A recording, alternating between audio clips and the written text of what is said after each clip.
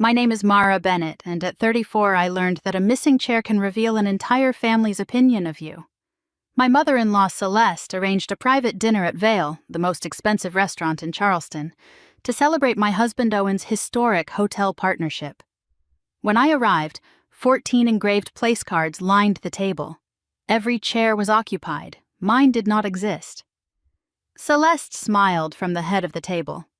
Perhaps somewhere more affordable would suit you. A few guests laughed. Owen stared at his wine. I had spent 6 years translating his family's cruelty into accidents. Celeste had cropped me from photographs, introduced me as Owen's assistant, and once told a photographer, "Staff, dear, not family," when I stepped forward for a portrait. Owen always offered the same excuse.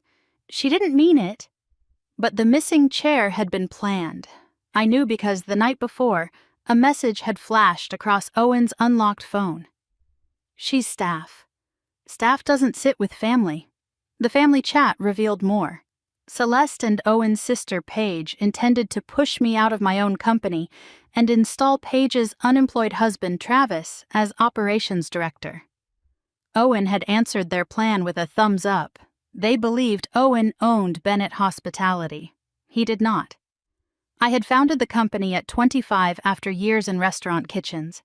I started washing dishes at 16, trained under a brutal but brilliant chef named Salvatore Russo, then learned leases, labor law, vendor contracts, financing, and construction. Bennett Hospitality revived failing restaurants and built new concepts for hotels. Owen joined later. He was charming, polished, and excellent in rooms where investors wanted confidence more than competence. I made him managing partner and gave him 10% equity. I retained 70%. A private fund owned the remaining 20%. Owen knew. He signed the agreement every year. He simply enjoyed letting everyone believe otherwise. That morning, before the dinner, my attorney certified the operating agreement, ownership ledger, and removal notice. I carried them inside a navy folder in my bag. At Vale, I did not argue about the chair. I asked a server to bring the owner. "Tell Julian Cross that Mara is here." The room changed when Julian emerged from the kitchen. He had once been my line cook, talented but broke, until I trained him and guaranteed his first commercial lease. He crossed the dining room and hugged me. "Chef," he said warmly, "your seat is always ready." He placed me at the chef's counter, the best place in the restaurant, directly facing the open kitchen. Every cook nodded to me. Celeste's smile collapsed. Then Rebecca Sloan, the hotel group's development vice president, arrived. She recognized me immediately. "Mara Bennett, you created the rooftop concept and financial model." "I did." She glanced toward Owen. "Then future correspondence should go directly to you." Now everyone was listening. I opened the Navy folder. "Since we are celebrating Bennett Hospitality," I said, "we should clarify who owns it." I read the membership interests aloud. Mara Bennett, 70%. Owen Hale, 10%. Northline Capital, 20%. Celeste stood so quickly her chair scraped the floor. "That is impossible. Owen built that company." "No," I said. "Owen represented it. I built it."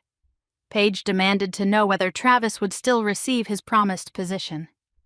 "There is no position," I replied, "and family promises do not override corporate governance."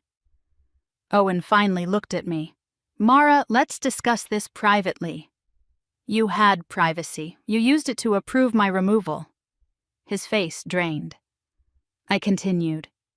"On Monday, you will receive formal notice ending your managing partner role.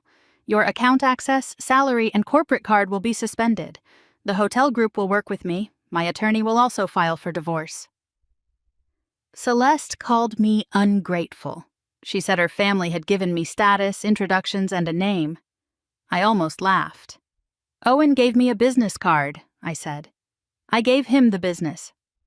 For 1 second, Owen seemed ready to tell the truth. Instead, he turned to his mother. "I'm sorry, Mom. I should have managed this better." Managed, not defended, not admitted. That word ended the marriage more cleanly than any confession could have. I closed the folder and stood. I'm not leaving because there is no chair, I said. I'm leaving because I finally understand the table. On Monday, my attorney filed the removal notice. Owen lost access by noon. Rebecca sent a revised $4 million agreement addressed to me as founder and managing member. Travis received nothing. The divorce was filed Wednesday. 2 months later, I entered the unfinished hotel restaurant. Dust floated through sunlight above bare concrete and exposed wiring. On the future host stand, Julian had left one cream place card. Mara Bennett, owner. I kept it. A chair only matters when you believe someone else has the power to seat you. For years, I waited for Owen's family to make room. The night they refused, I remembered that I had built the room. This time, nobody could move my name, rewrite my work, or leave me standing outside the frame again.